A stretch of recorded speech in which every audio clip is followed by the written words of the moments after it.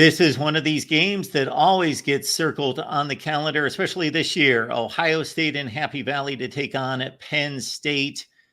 The winner will have an inside track to the Big Ten championship game. We got Pat Murphy on the line from Bucknuts 247 Sports to break it all down for us. Pat, how you doing? I'm good, Mark. Thanks for having me on. Absolutely. So here we go. We've sliced and diced this one up in the past. And again, it has been an Ohio State dominated series, but it's usually been a struggle and a really competitive, great game. But let's go back to last weekend because that was not supposed to be a competitive game. It's a 25-point favorite, and it was a bit of a nail biter at 17-14 down until 6 minutes left when Ohio State mounted a drive and then hung on for dear life despite some officiating question marks. Your thoughts overall before we really start to break down where the issues lie against Nebraska? Well, I think you have to point to Ohio State's offensive line play first and foremost against Nebraska. Losing Josh Simmons, the left tackle, who had been playing really well against Oregon, was going to be a blow.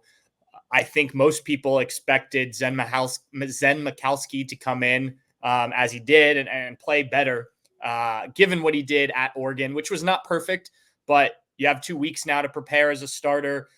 You're a 4-year player within the program, and he was not great, to put it lightly, on the left side of that offensive line. I think he gave up 4 pressures and 2 sacks.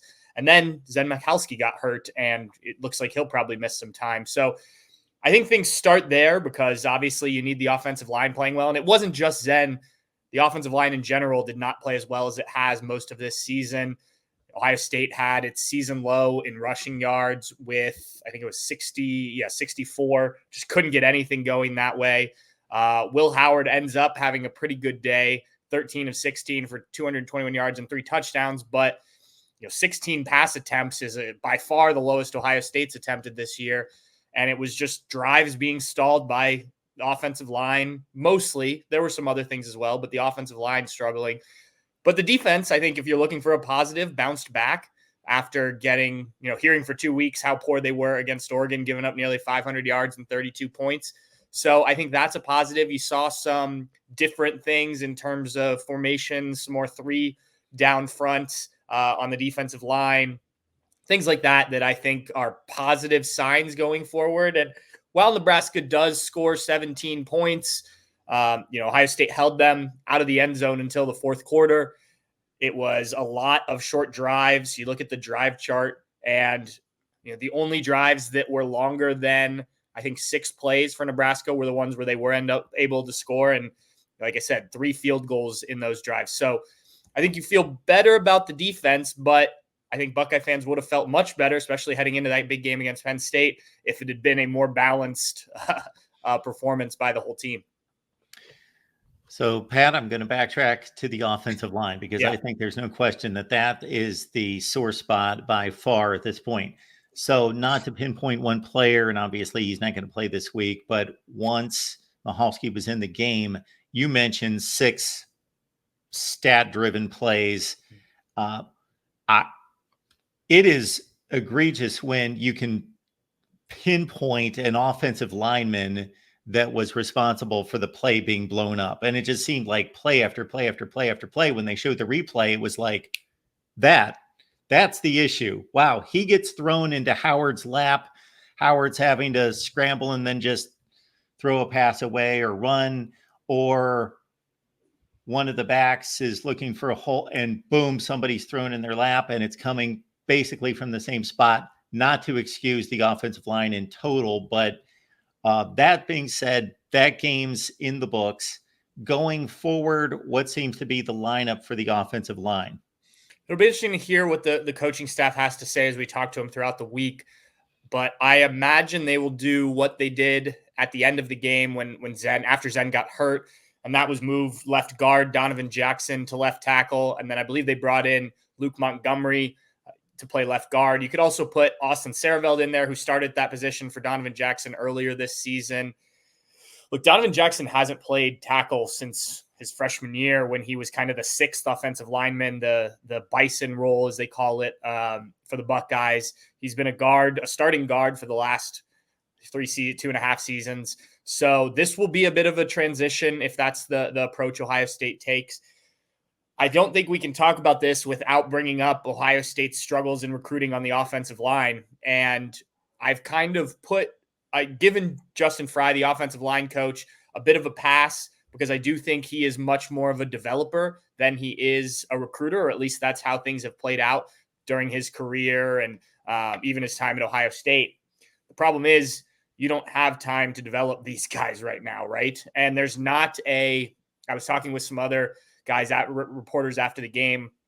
Like, I think at a lot of schools, maybe you put in a younger guy, a sophomore, a redshirt freshman on the offensive line in this type of situation who doesn't have experience, but was a highly recruited kid. And yeah, he has to get up to speed of playing this game maybe earlier than you expect. But Ohio State doesn't have a ton of that. I mean, like I said earlier, Zen Mikowski, a fourth-year guy who hasn't been able to crack the lineup in any of those seasons, and now it's just an injury that puts them in there. And honestly, I expected Zen to look more like he did on Saturday against Oregon when he's thrust in there without any prep than kind of the other way around. So certainly this is an issue. We knew that there wasn't a ton of depth on the offensive line, and now you're having to deal with that.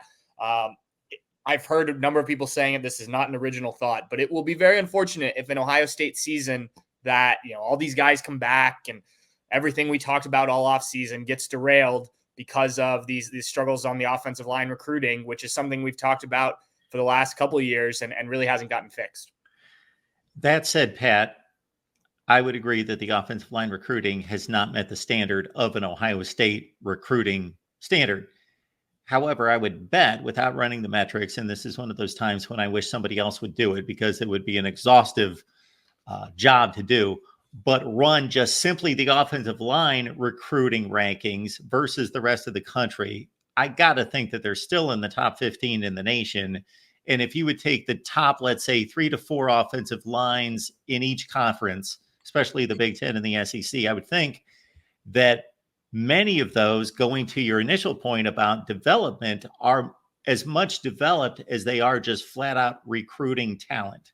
Yeah, I think you're absolutely right. I don't know, again, what the numbers are or where they would rank if you just looked at offensive linemen. And look, let's give Nebraska some credit too.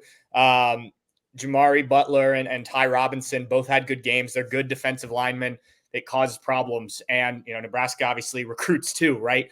And develops and all those things. But, I don't know if it was more of Zen, just kind of had 2 weeks to think about what his first start would be. And maybe there were some nerves. I did think he sort of started to settle down in the second half and it was better, but it still was problematic. And I think you're right. That it's not just the starters that have to get developed. And I guess that was kind of more what I was talking about, just in the sense that this offensive line had come together pretty nicely, especially once Donovan Jackson got back in there, and Justin Fry deserves some credit for that.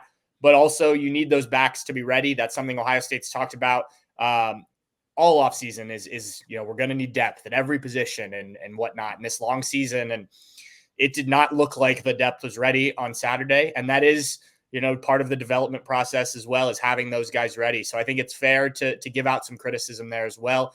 And look, Donovan Jackson gave up a pressure that I think led to Will Howard. It may have actually led to one of the Will Howard sacks, but it was Zen's guy who ultimately got home. But Howard had to step away, move to his left because there was a rusher coming up the middle. There was another play I thought Will Howard probably could have done better in terms of buying some more time, and he ends up going down instead of throwing the ball away. We can put a lot on the offensive line, but I do think, and I still need to go back and rewatch the game in its entirety. I'm going to look at what the running backs, if there was maybe some space that they didn't get. I didn't notice that live at the stadium, but it's certainly a team game, but it has to start up front. And the offensive line as a whole was just not good enough against Nebraska. And, you're mid-season, you're about to go to Penn State. You got some other good teams on the schedule here coming up. It's not what you want to see if you're a Buckeye fan. I'm not saying that the sky is falling, but it certainly didn't look great. Pat Murphy, Bucknuts 247 Sports. That is your best destination for Ohio State football coverage to get you set for the Penn State game. Please like the video here and subscribe to the Voice of College Football. And yes, there seems to be narratives that get targeted and then they become the groupthink narratives that's the entire issue. It's a lot more nuanced than that. I still think that Travion Henderson and Quinshon Judkins are the two best backs on any particular team in America, but are they perfect? No. I'm sure they could have made different decisions in seeing a seam or a gap or a push in an area, but at 2.7 yards per carry, they're obviously much better than that. So it was generally the offensive line. Will Howard, I get comments and calls here regarding Will Howard. He missed a throw. Well, of course he missed a throw. He's a college quarterback. He threw the ball 25 times. He's going to miss one or two throws. Other than that, I think the guy's playing really well. Yeah, I mean, the stats bear that out. I mentioned just the Nebraska game. He completes 81% of his passes for 221 yards and 3 touchdowns. The interception was bad, no doubt about that. I'm still not sure. I've watched that play back several times. Still not sure what exactly Will Howard saw there, kind of overthrowing Emeka Egbuka. But, the defense steps up on that drive, keeps Nebraska out of the end zone. And so all's well that ends well with that one. 2 weeks ago at Oregon, Will Howard didn't make a mistake like that. And that was kind of a talking point going in about both him and Dillon Gabriel. Would one of those quarterbacks throw a bad interception? Neither of them did. So, yeah, I agree with you. Will Howard's been as advertised, if not better, since coming from the transfer portal. I think he's put in a lot of work. I think that you've seen things improve. There was a lot of talk last week, in Columbus about Will Howard's deep ball throwing. Now, the first one to Carnell Tate probably could have put a little bit more on it, but catches it. It's a touchdown. The second one to Jeremiah Smith. Now, Jeremiah Smith is wide open. I'm not sure what Nebraska's secondary was doing there, but he puts it out in front of Jeremiah Smith. He catches it full extension. It's about as perfect of the throw that you could have. So I think positives to see that from him. And he's, we probably don't talk about this enough, but he's really become a vocal leader of this team. And if you watch when they go to huddles and things like that, you see teammates, and I know fans don't get the opportunity to do that, but see teammates around him. When we're over there at the Woody Hayes Athletic Center, like, this is the leader of the offense, one of the leaders of the team. He may not be a captain. He may not have been in the program all 5 years, but certainly is making an impact in that way as well, which he doesn't get statistical credit for that, right? But is also equally as important. And then on that final drive to get it jump started, it wasn't an extremely long pass, but it was longer in the air than it was in terms of yardage to Carnell Tate, where he was pretty much on the left hash and throwing to the right side, that deep ball to Carnell Tate to get that drive started for about 30 yards. And right, real quick, Will Howard said after the game, because he was asked, why, after so many drives where you guys were struggling, why were you able to get something going on that last drive to get a touchdown? And he pointed to that play and said, we got positive yards and we got moving on that first play. He said that's crucially important to any drive, but especially one where you maybe haven't been playing as well as you want. So, that play was huge. And probably won't go down in most people's memories as a big play because it's not a touchdown or whatnot, but certainly, sparked that drive to get the Buckeyes going. And of course, everybody's got to remember the connection that even though you've got these wide receivers who are just out of this world, you need time to hit the big plays to them. Yep. And if you can't trust the offensive line, then you're going to try to, and you would hate to have a situation where the play calls are being dictated by a weak spot or two along the offensive line. And that hampers the offense and what you can do when you've got all these weapons everywhere. Yeah, and I think there were plays, even Zen Michalski, where he was good, where he held up and kept his man, from getting pressure on the quarterback. You mentioned those deep shots. Those aren't the ones that stand out, though, right? They're not the ones that they highlight on TV because he doesn't get beat. They are, not ones that people are going to think about because it's not obvious. You have to be looking specifically for that. And so, I think it was a very up and down day for the offensive line in general, but there were positives too. And, I was talking with a friend of mine and they were like, do you think there's any chance that the offense was just trying to be vanilla, heading into the Penn State game in a week's time? And I was like, I don't think so, because you've already played an Oregon game where you had to show most of your stuff. So I doubt there's much that the Buckeyes are hiding. from Penn State. But it did feel like, thinking back on it, it did feel like they weren't doing a ton. And maybe that was because of the offensive line, and they didn't want to stress too much in a game where they figure they'll probably win just because Ohio State's the more talented team. But it did feel kind of vanilla. I will admit that. Now let's look at the defense, Pat. And not a dominant effort, but let's be balanced here, everyone. The good and the bad. Like you said, they didn't give up a touchdown until the fourth quarter. They had an amazing goal line stand where they shut down Nebraska 4 times inside the 5-yard line after the offense gave it up. They really stepped it up late in the game, time and time again, to keep that lead or stay within a score at that point. But people are expecting dominant defense. And to balance out the positives would be that Nebraska doesn't have a good offense. They scored 7 points against Indiana. They couldn't score against Rutgers. Dylan Raiola, for all the talent that he has, obviously missed some plays out there, and he has yet to grow into a big-time quarterback. So those are the positives and negatives, at least from a tree chop look from me.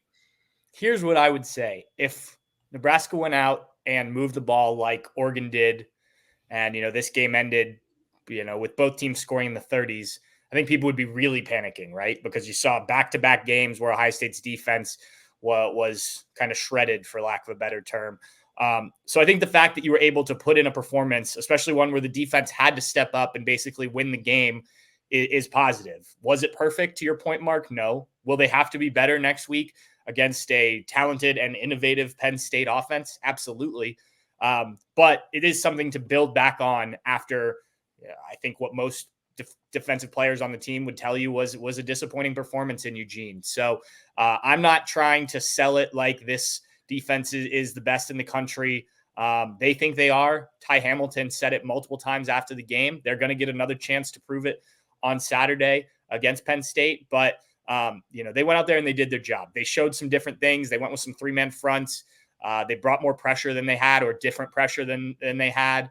Denzel Burke, obviously coming off that game against Oregon where he gets burned those 2 times for big plays. I think he only gave up 2 catches for 6 yards. So, again, you're not playing that same level of offense, but if they had those same struggles, you're really concerned. And so I think this is what you wanted the defense to do. Would have been great if they'd been able to go out there and pitch a shutout. Sure, but the kid made some field goals, and obviously Nebraska's able to score late. But I thought, all in all, it's a positive performance, not a perfect performance.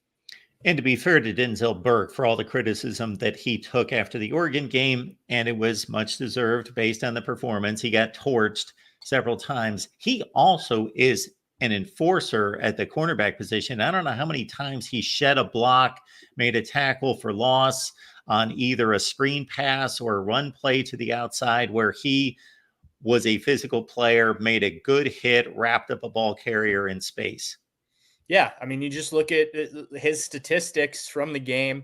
He was second on the team with 6 tackles, had 2 tackles for a loss. Like I said, only gives up 2 catches, I think, for 6 yards. So, again, the type of bounce back performance you want to see.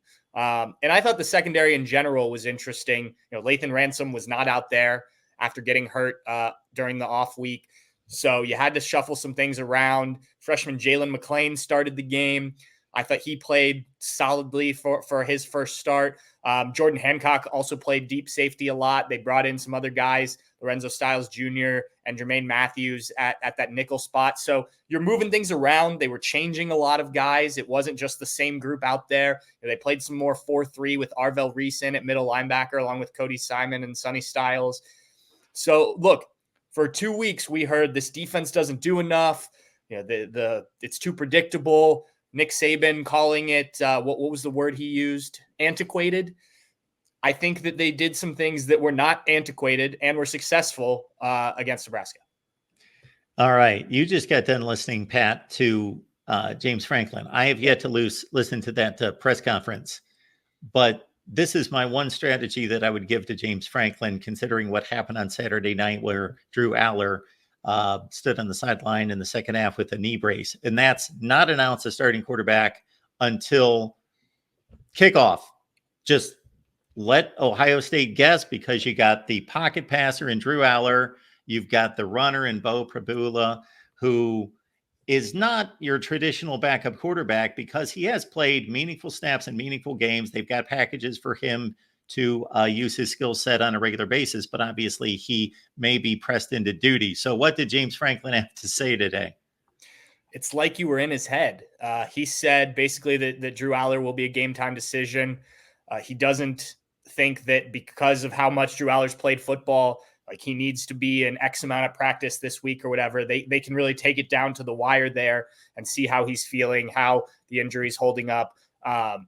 I think it's a good strategy if you are James Franklin and Penn State, even if you know Drew Aller is or isn't going to play at this point. You do make Ohio State prepare for two different guys. And not that the Buckeyes wouldn't have done that to some degree anyway. As you mentioned, both quarterbacks have played, but I don't think you spend as much time on a dual threat quarterback if you think it's going to be mostly Drew Aller. Now, those aren't the only two guys that take snaps for Penn State either, right? Tight end Tyler Warren will do it at times. They've had the running backs take snaps. So this, like I said earlier, this is an offense that isn't last year, Drew Aller kind of struggling in his first season. Not only has he been better, and we'll see if he plays, but they're innovative. I mean, you can watch any of the games once they started rolling a little bit. They do some funky things formationally. They're not afraid to run some trick plays. So Ohio State already had a lot to prepare for defensively for Penn State, and now you add one more thing to the mix with not knowing who will start at quarterback. It's just just another week for Jim Knowles trying to figure things out. And as you mentioned, figure things out in a different way with Tyler Warren, because not too many teams run their offense basically through a tight end, but he's arguably the best player on that side of the football. He caught 17 passes against USC a couple weekends ago, and they like to do different things with him. So that puts some pressure on whoever gets that assignment based on the scheme or the play call at that point, the safeties, linebackers, to try to match up with one of the best in the business. Yeah, and I don't know who Ohio State would use as a scout team, Tyler Warren. Not that many teams probably have a guy who is that size, that speed, and can do some of those things to practice for, which is probably why he's as effective as he is. So, yeah, I imagine they put a bunch of different guys in there, different scenarios to try and simulate some of the things he can do. I imagine there will be things that Penn State shows that they haven't yet this season. And that will include Tyler Warren. It's going to be a really interesting matchup. And, I mentioned earlier, Lathan Ransom out. We don't know. Ryan Day last week said that he's day to day. So if he's not back, you take a guy who might be covering a tight end in Jordan Hancock. He was playing, like I said, some more deep safety. Okay, so do you put a Caleb Downs on him? Do you try Sonny Styles, who, if you remember a few years ago when Ohio State played Georgia, was supposed to be, basically man marking one of the two Georgia tight ends before he got hurt. Obviously a different Sonny Styles now that he's playing linebacker and is bulked up, but Ohio State will have to have a plan for Tyler Warren, know where he is at all times, where he's lining up, all that stuff. It's not an easy matchup. As you said, 17 catches against USC. He's been pretty remarkable for Penn State this year. This game's going to tell us a lot. There's no question about that. The sky is falling for some fans, but when you put it into perspective, you're talking about a team that is number 4 in the country, 6-1, and they've got a 1-point loss on the road to the number 1 team in the country, a game in which they had the ball in field goal range to win the game. Yes. And I think too, with this game, look, if you lose this game, obviously that probably knocks you out of Big Ten championship game contention if you're the Buckeyes. And that was obviously one of the goals. They wanted to get back to Indy and win the Big Ten title. You're probably still in the mix, especially if it's a tight game at Penn State for the college football playoff. But, obviously being 2 losses, you're not going to be one of those top seeds. You're going to hope to have maybe a home game. So things won't be going the way you wanted for sure. Now, Ohio State can go into State College, Happy Valley, Beaver Stadium, and just find a way to win this game. It doesn't matter what it looks like, right? Just find a way to win it. Okay, now all of a sudden you're right where you want to be. Hopefully you figured some things out on the offensive line. You hope the defense comes out and plays as well, if not better, against Nebraska. And I think the shift in narrative becomes apparent, right? And maybe you said sky falling for some people. Maybe you won't feel that way if they can come out and do it. But I do expect this to be a doozy of a game.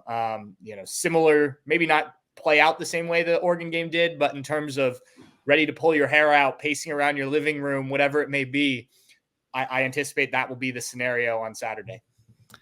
I'm right there with you, Pat. Everybody, Pat's at Bucknuts 247 Sports, of course. Please check out the work right there. Anything in particular that you'd like people to know about? No, nothing in particular. I'm sure we'll have plenty on this game this week. It's one of those weeks where you don't have to think too hard about what you're going to write and what you're going to ask about, because there'll be plenty of narratives when you have a big game like this. I will say it's nice that, you think of Big Ten seasons past, like sometimes it's, maybe the Penn State game is a top 5, top 10 game. Maybe the Michigan game is a top 5, top 10 game. We've already got one of those. I'm talking from an Ohio State perspective that we've covered out in Oregon. We'll get another one this weekend against Penn State. And then it's looking like this Indiana game is going to be quite the doozy down the road. And obviously the Michigan game, Michigan's not what they hope to be, but that's still Ohio State, Michigan, right? So it's nice to have some of these conference games that really are going to mean some things. And, so expanding the conference, it still feels weird. Like seeing the Big Ten logo on the Autzen Stadium field a couple weeks ago was strange, but it does mean that there are more of these games. And I think we've seen that play out on the field with some fun conference games. Enjoy the game, Pat, and your trip to Happy Valley. Appreciate you stopping by as always. Absolutely. Thanks, Mark.